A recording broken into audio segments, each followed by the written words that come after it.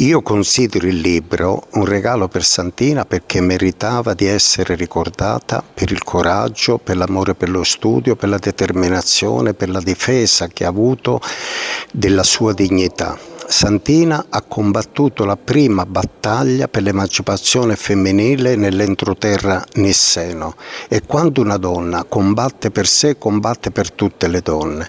È anche un regalo che ho voluto fare a mia madre, perché fu la prima persona a raccontarmi di Santina Cannella e me lo raccontò con un grande dolore. Diceva che io avevo una particolare sensibilità femminile che mi consentiva di vedere e capire cose che la generalità degli uomini non capisce e non vede.